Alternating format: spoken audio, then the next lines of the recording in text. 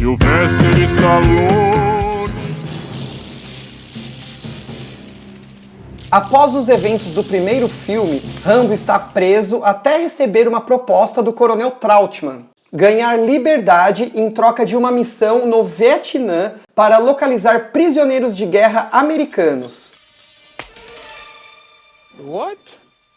Mas apenas tirando fotos, sem nenhum resgate. Quando Rambo encontra prisioneiros sendo torturados, ele desobedece ordens, tenta salvá-los e acaba sendo traído pelo próprio governo dos Estados Unidos. Capturado e torturado novamente, ele reage como sempre. Sobrevive, luta e retorna com um recado.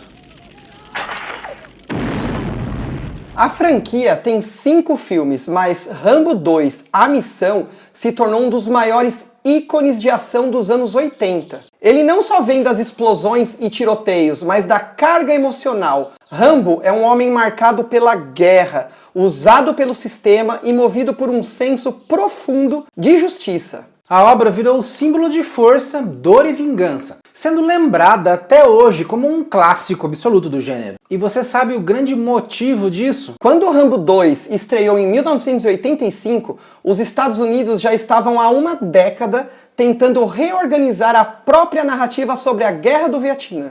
A derrota militar havia deixado marcas profundas na política externa, na cultura popular e também na autoestima nacional. E o cinema começou a funcionar como um espaço simbólico para reprocessar essa experiência. E é nisso que Rambo 2, A Missão, entra.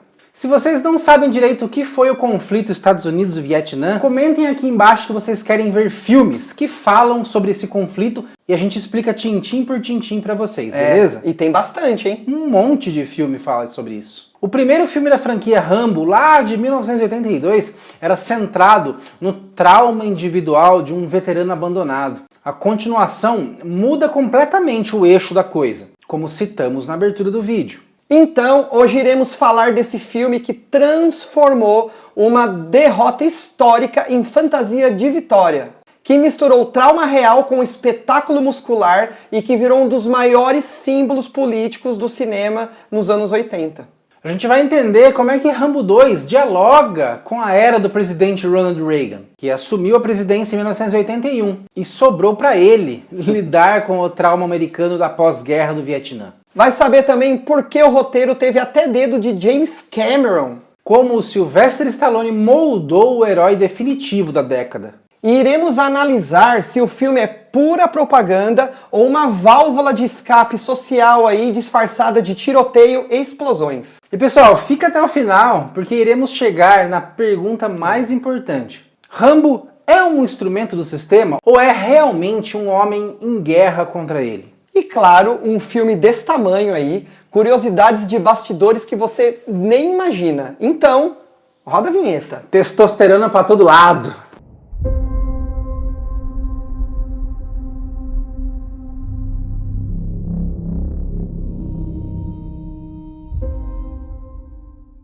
Quando Rambo constata que os prisioneiros realmente existem, a atenção do filme se desloca. O plano governamental não previa resgate imediato. O objetivo era político, confirmar informações sem gerar novas complicações diplomáticas. O filme constrói então uma fricção ali, um atrito entre o cálculo estratégico e a ação direta. E é nesse ponto que o personagem ganha contornos políticos mais evidentes. John Rambo não atua como representante obediente da máquina estatal. Ao decidir resgatar os prisioneiros, ele confronta a lógica burocrática que o enviou até lá. E essa decisão reforça uma imagem recorrente no cinema americano dos anos 80. O indivíduo normalmente convicto em conflito, com situações hesitantes. A década de 80 foi marcada pela retórica de fortalecimento militar e recuperação do orgulho nacional durante o governo do Ronald Reagan. Era ator também o Ronald Reagan,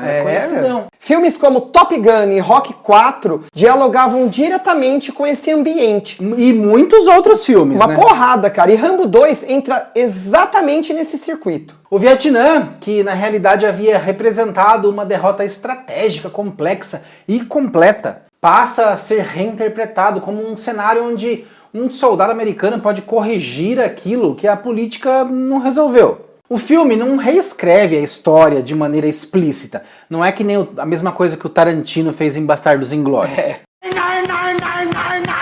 Mas oferece sim uma compensação imaginária poderosa para um público que ainda carregava a frustração coletiva. Verdade, porque guerra para os Estados Unidos é vitória, né? É, nossa, ninguém... E foi lá o Vietnã, o país do tamanho de um coco. Cara, não serviram pra nada. Os caras, velho. O roteiro contou com a contribuição do, olha só, James Cameron, que naquele momento ainda não era o diretor consagrado que viria a se tornar, mesmo tendo acabado de sair do Exterminador 1. É. Sylvester Stallone também participou ativamente da construção do texto, buscando ampliar o escopo de ação e o impacto visual, né? A direção ficou a cargo de George Cosmatos, que adotou aí uma abordagem estética grandiosa. A fotografia enfatiza o corpo de Rambo como símbolo de força física quase escultórica, podemos dizer, né? A selva deixa de ser apenas cenário e passa a funcionar como uma arena mitológica. E a icônica faixa vermelha na cabeça é a cereja do bolo do seu visual, né? O que você vai falar? Mano,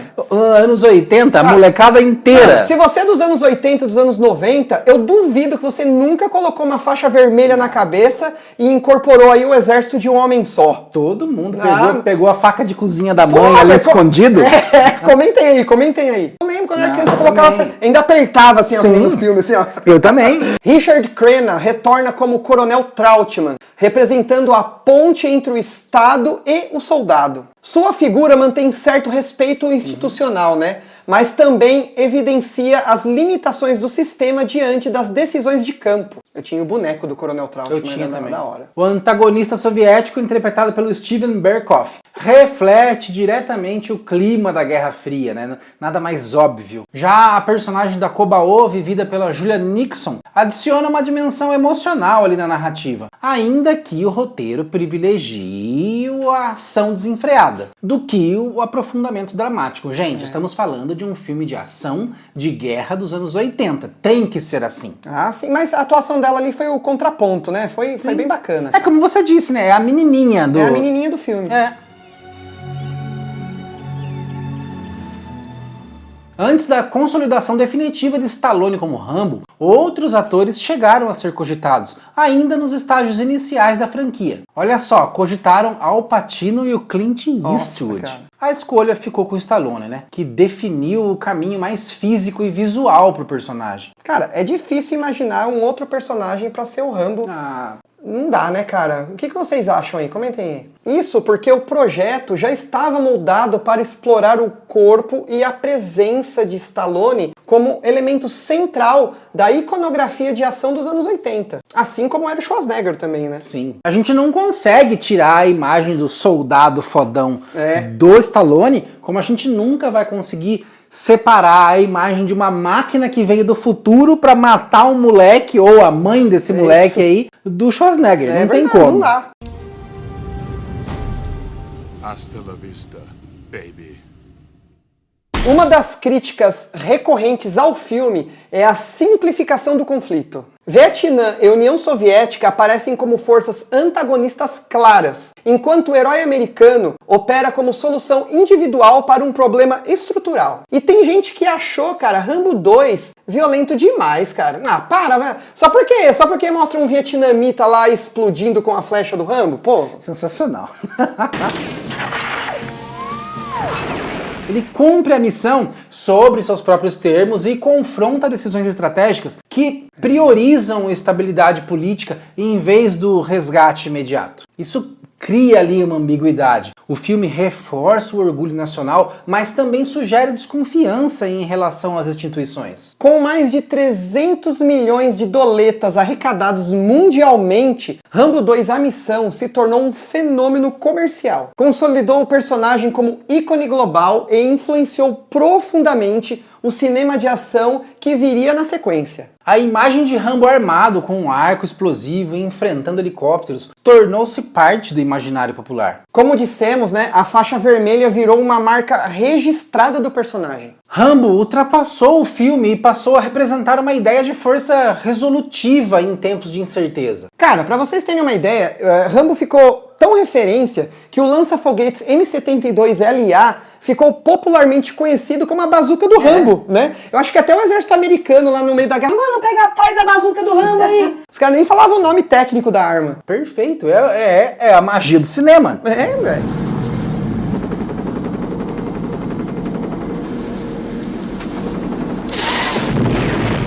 Galera, se essa análise até agora aí tá ampliando a sua visão sobre o filme, deixa o joinha aí, por favor. Isso ajuda o vídeo a alcançar mais gente que gosta de discutir cinema com contexto e profundidade, né? Sim, e o que seria interessante também é transformar o território 2R num território assim um pouco mais culto. Vocês não precisam odiar o que a gente fala. Não é necessário. A internet como um todo já existe tanto ódio. Então, né? Coloque aqui embaixo o que você acha com educação. Assim, cara. não importa se você concorda ou não concorda, tá tudo certo. Mas não precisa usar de palavras tão grosseiras às vezes. Não é necessário. Fica atenção. Claro que uma obra como essa tem muitas curiosidades interessantes. Como, por exemplo, as filmagens aconteceram principalmente, sabe aonde? No México, galera. Curioso, né? Especialmente em áreas de selva que simulam o Sudeste Asiático. Isso porque era comum na época por questões de logísticas e também, claro, políticas. E o primeiro filme foi gravado quase que inteiro no Canadá. Olha aí. Stallone fez uma preparação física extrema e baixou drasticamente o percentual de gordura para deixar o corpo quase escultural. A ideia era transformar Rambo em uma figura quase mitológica mesmo. E conseguiu, né? Menos homem comum, mais um símbolo. E virou um símbolo. Sim. O visual suado, brilhante. Não era por acaso, era construção estética calculada. Nossa, calma, não precisa ficar com desejo, calma. As sequências com o helicóptero envolveu manobras reais e risco considerável. Ali não era CGI, era coordenação prática, piloto experiente e muita coragem. O arco com flechas explosivas foi uma escolha deliberadamente estilizada. Não era sobre realismo militar, né? Imagina. Era sobre a imagem icônica ali. E coloca icônica nisso, hein? Porra, velho. É inesquecível, cara. É assim, anos 80 puro.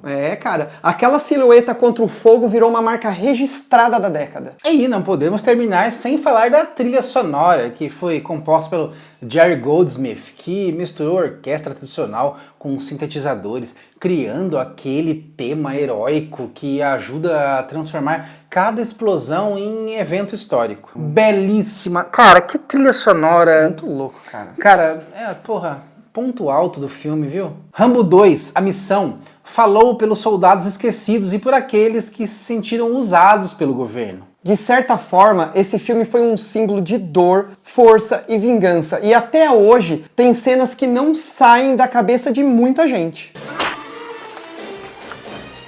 Rambo virou camisetas, brinquedos, bonecos colecionáveis e mais uma infinidade de coisas, né, cara? E em jogo, então, Rambo 3 do Mega Drive eu era viciado, jogava demais, entrou no Mortal Kombat, personagem do Mortal também. Kombat. É resultado direto de um momento histórico específico. Ele reflete tensões da Guerra Fria, frustrações pós-Vietnã e a ascensão do blockbuster como espetáculo político-cultural.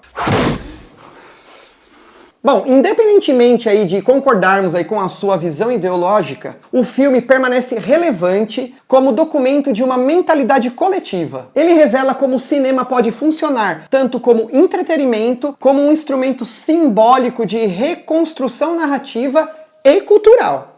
E você, enxerga Rambo 2 como propaganda ou apenas ação estilizada? É tudo, eu vou falar aqui, é tudo isso daí. E os Estados Unidos tomou um coxa mesmo do Vietnã, não tem o que falar não. Comenta aqui embaixo e vamos continuar aí essa conversa, porque esse filme tem muito o que discutir ainda, né? Tem muito, cara. Um monte de coisa. E pessoal, é apenas um filme, calma, é apenas um filme de ação dos anos 80. Com tudo isso em mente, a gente se vê semana que vem. Heavy Metal sempre!